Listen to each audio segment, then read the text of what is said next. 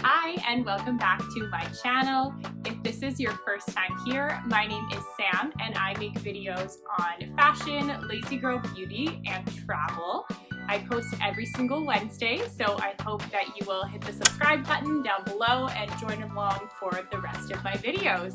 Just a quick disclaimer, I know right now that travel is not advised by the government of Canada. In my case, I wasn't just going to Toronto for pleasure. Unfortunately, I have a very close family member who has some quite severe medical issues right now, so I went in order to see them. So just wanted to make this video and show you all what the experience was like traveling. I know before I went, I was very curious about what it was going to be like, so hopefully this video will at least be informative for some people and maybe helpful if you have a flight coming up.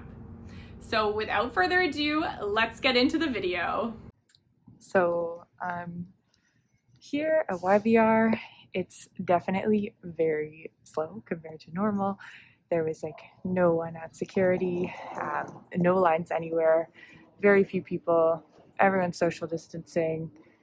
Yeah, it's pretty much exactly how I expected. Very, very, very few people here. No one's really flying. I'm interested to see how many people are going to be on my flight. When I did online check-in, it didn't seem like there were very many, so I guess we'll see. Oh, I look very tired. Wish this mask could cover the bags under my eyes. The airport was definitely very empty. When I arrived, and just as you're walking through, kind of regardless of if it's at the main parking area or as you walk into the airport itself, going into security, once you've passed through the gates, really everywhere was just dead at YVR. I did find when I was flying back from Toronto at the Toronto International Airport, it was a little bit busier.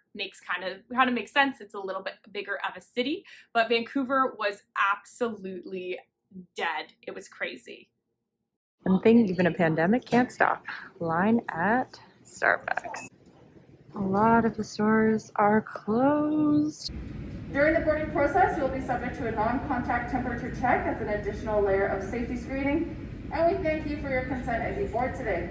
When we boarded the plane, they actually handed out Lysol wipes to every passenger, which I know they cleaned it ahead of time and we actually had a delay from the cleaning, but it was just nice to wipe it all down yourself and be able to know for sure everything that you touched was clean.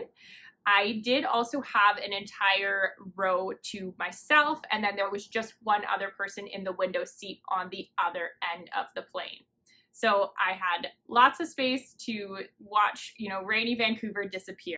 There were lots of announcements throughout the flight reminding people about social distancing, reminding people to wear their masks. Those are mandatory on all flights leaving from Canada. You can also see I didn't have that many people surrounding me in the flight. There were people in every row, but most people had a row to themselves. One of the other things I was really nervous about was water on the flight. I always bring a reusable water bottle. I usually take it through security empty and then fill it up once I get, past security.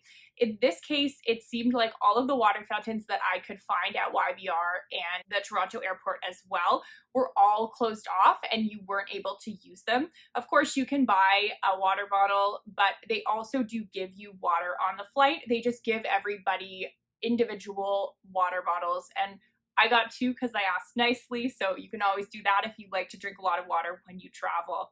Then you can see that I landed in sunny, beautiful Toronto from that cold, rainy Vancouver that I left.